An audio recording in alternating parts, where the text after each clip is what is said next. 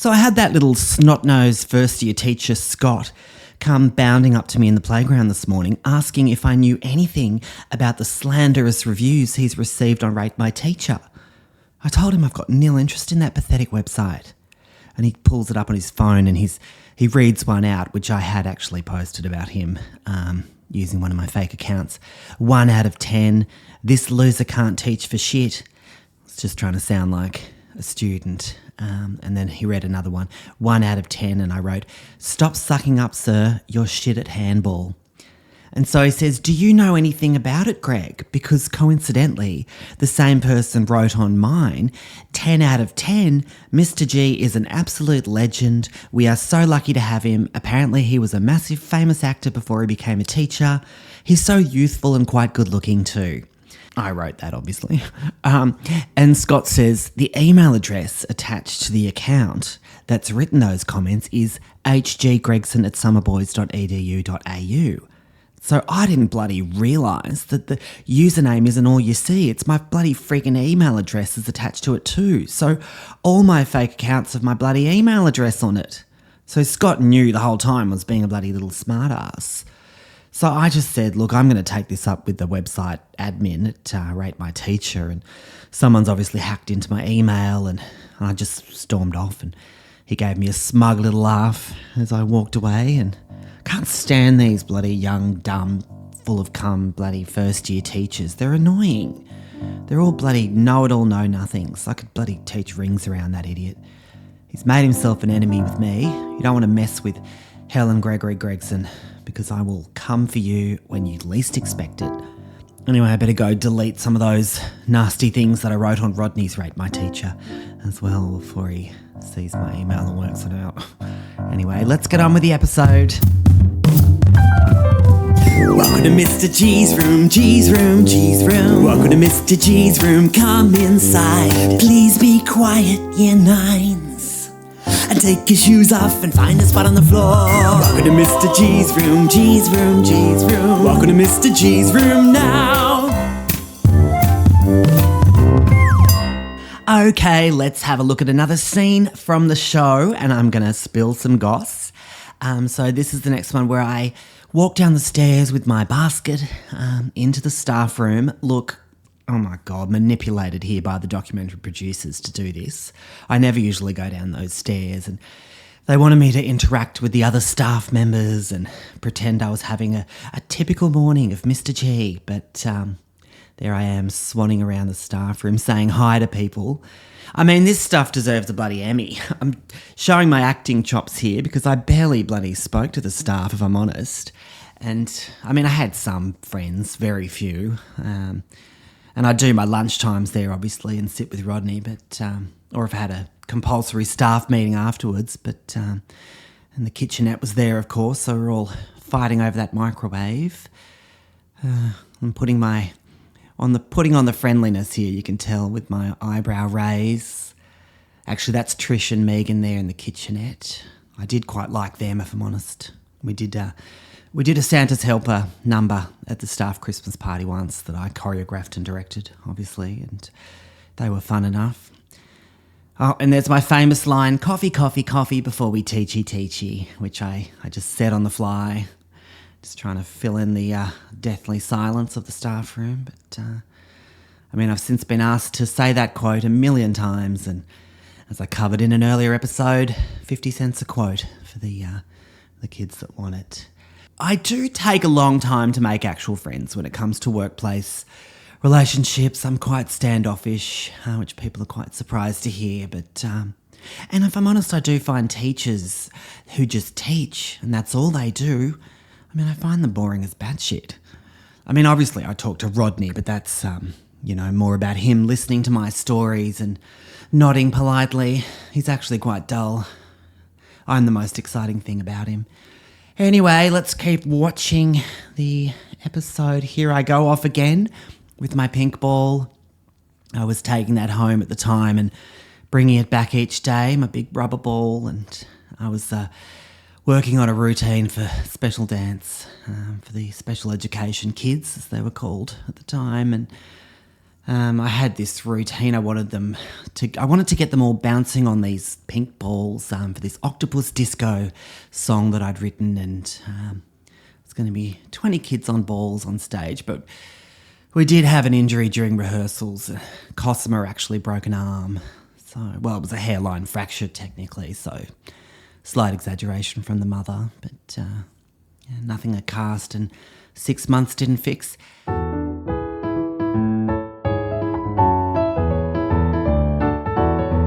So here I am in my office, waffling on, as usual. Xanadu, the show that I did at my 9th birthday for my friends. That was a true story, actually. Mum's, she's still got the little tickets that I made out of a Fruit Loops box in the cabinet of things that she has of mine.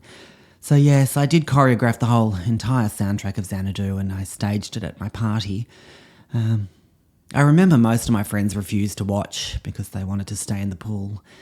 But, so I was pretty much performing for no one. I think Grandma might have been forced to watch, because I do remember roller skating over someone's foot during Suddenly. What have we got here? There's my teachers' college friends. Oh, Bubblewrap. Now that show was iconic. I was ahead of my time with that. It was a very avant-garde movement piece where I emerged from various types of packaging, and I did revive the show in 2012, I think, at this little space where I put on my one-man shows.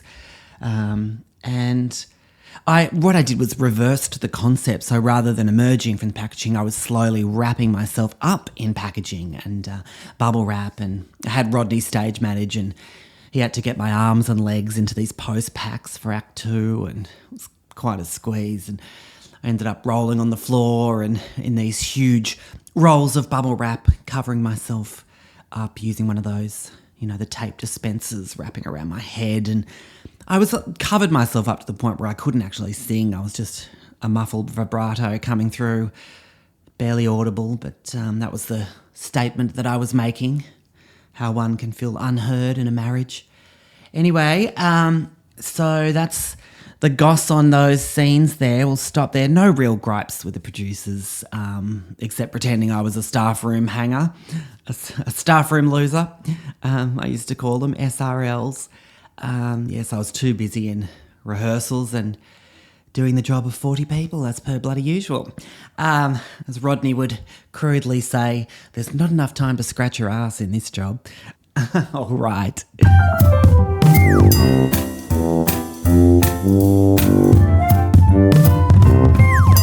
Okay, let's give Rodney's Give Me a Word and I'll Give You a Song dice a roll. He's freshly added some new words on it here, and what have we got? We've got bat. Interesting. And here I go, straight into it. Bat, what, tat-tat-tat-tat. I'm a cricket bat and I don't know. I'm a cricket ball and I want to get whacked. Bowl me at the bat and I'll fly for a 6. How's that? Bat, bat. There we go. I just realised the word bat has 2 meanings. It's also the creature that lives in the caves, the flying bat. So Rodney's tricked me there with a double meaning word. That's sneaky of him. So maybe I'll do another song for you guys. Bonus song for my G-timers about the creature, the bat. So here's the creature bat song. Deep in the caves of China lives a black furry creature. Oh God, what is that? It's a scary big bat, and he's got a few friends behind ya. It's quite nice. Anyway, Drama Masterclass next, guys.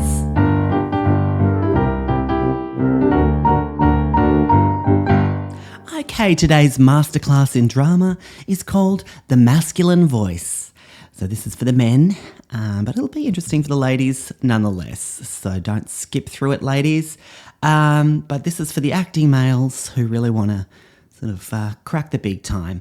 So as you guys can hear, I have a very theatrical voice. Well, it's very masculine as well. It's a voice that is designed for the theatre to project to the very back of the back row should be able to hear me with my voice projecting. That's the skill of the actor, my ability to fill an entire theatre with my voice in all directions. Here, up on the dress circle up above, in the stalls, everywhere, all behind. Maybe it's in the round. You can hear me everywhere because I am an actor.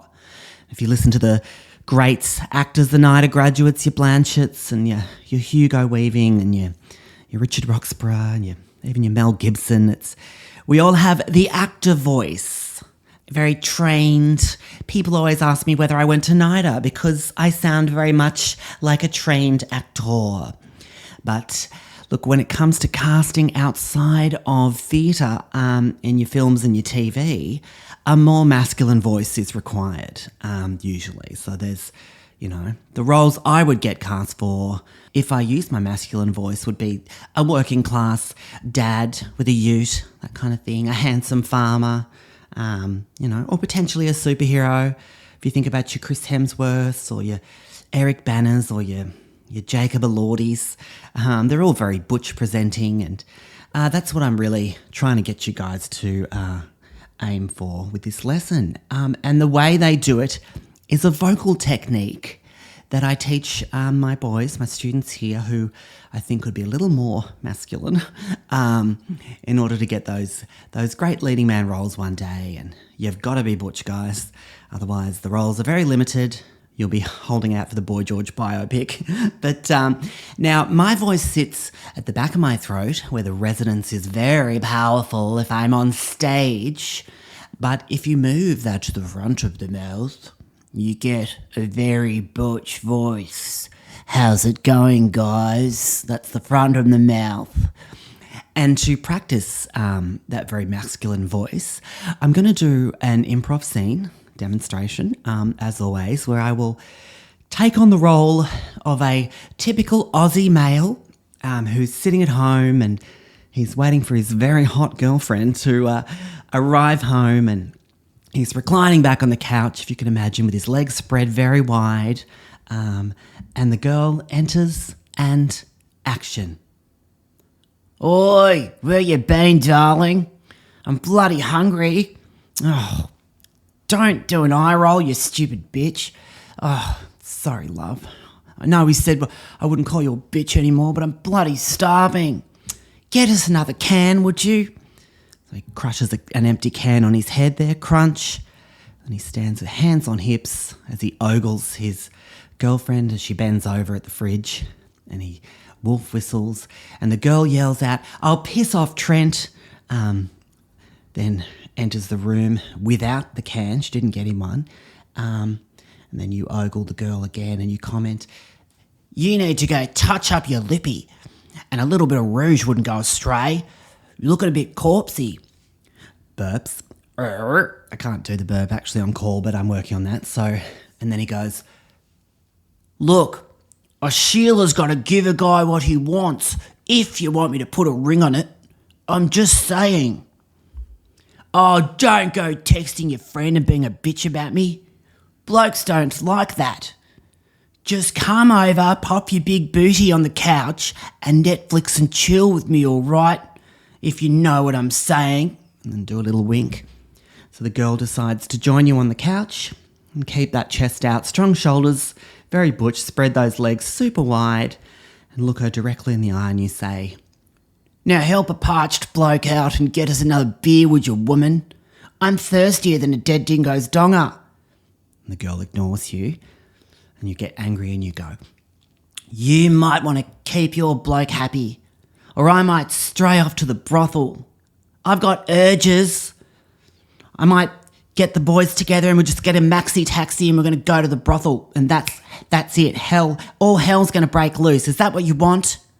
And the girl ignores you. Then you get up and you stretch, do a big manly stretch and you go, "I'm going to get up and go siphon the python." And you might have a long, hard think about your actions, darling. Then you get up and you walk to the toilet and just as you're about to exit the room, you turn around for your final line. "Oi, bitch, you ever thought about getting tit surgery? You could go up and knock a size." Exit scene. There we go, guys. So that is one for the boys to practice at home, that scenario. You can steal some of my lines or come up with your own. And yeah, some of my students would recognise that character. I do a method version of it where I'll become that butch guy for a whole week at school. And some of my students listening would have experienced that. It's a rough week for them. So but that's acting. It's bloody hard for everyone. So look, we'll do a class for the ladies on how to be more feminine as well in the future. I know many of my listeners, ladies, struggle with that, but I've got you, girls. All right.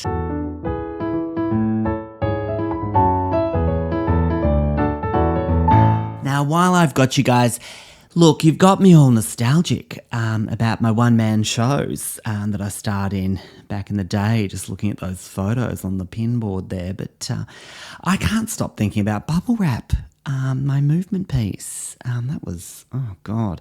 Look, I've also had a lot of feedback about the other musical songs that I've shown you guys, IKEA and downloading, etc., etc. Huge response to those. So, look, I haven't planned this for this episode, but I do keep fairly extensive archives of all my old previous productions in my storage tubs. And I've just, in the break, I've popped out and I've grabbed a bunch of my old cassette tapes here because I have a good feeling the big song from Bubblewrap is going to be on one of these.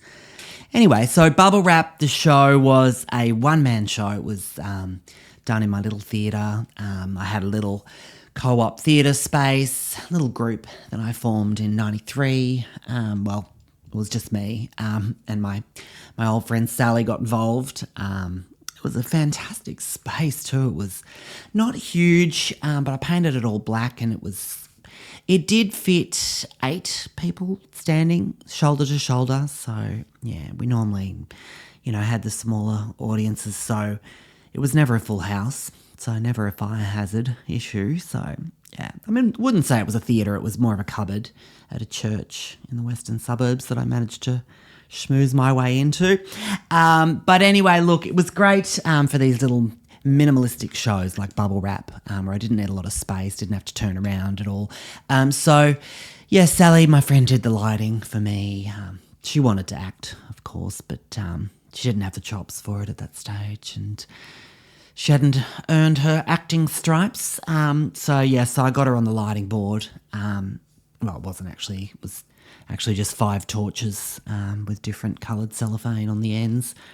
And the fluoros above, just flicking those off at the start and on at the end. And a vigorous flick for a strobe effect during a dance number. But we couldn't do it for 2 shows when the epileptics came in, but you get that. Look, anyway, let's get on with it. It's one of these cassettes here, I'm sure. I'm just go through them. I should have planned this, but let's have a look. Starlight Express, Cats. I did a lot of Andrew Lloyd Webber as well as my original shows. High Five audition songs. That's another whole story. Sydney 2000 opening ceremony song ideas. Y2K the musical. Savage Chair, my grunge musical. Here we go, Bubblewrap. Okay, so now this is the song that I want to show you guys. So look, it was a very avant-garde piece. Just have that in mind. It was a movement-only piece with this kind of synth soundtrack that I composed. So it was the story was open to interpretation. No one really knew what was going on, and Sally afterwards confirmed that everyone was quite confused. But look, I was trying to indicate that with each pop of the bubble wrap, so my character would pop those little bubbles and the character was going back in time. His name was Bubblewrap Man. And so he ends up popping out of the box at the point of this song that I'm going to play you. And he's in the 1600s and he freaks out this village of people. The children are scared, because he's wrapped simply in bubble wrap on skin. So, I mean, I had my white Y fronts on, of course, and I think maybe a singlet, but it was a confronting image. So for these townsfolk, they wanted to burn Bubble Wrap Man at the stake, and he's trying to recruit the children into this bubble wrap crew, and So anyway, I'll play the song. He sings this little rap song to them. It's a hip hop number called Bubble Wrap Bubble R-A-P. But look, here it is. I found the right cassette. I'll pop that in and let's have a listen. Okay, so this is when he starts to go back in time. Each pop is a decade back in time. As I'm slowly coming out of the box in my full Bubbleman regalia with the transparent bubble wrap wrapped around me. Look, I'll stop talking. I'll let you guys enjoy the magic of bubble wrap.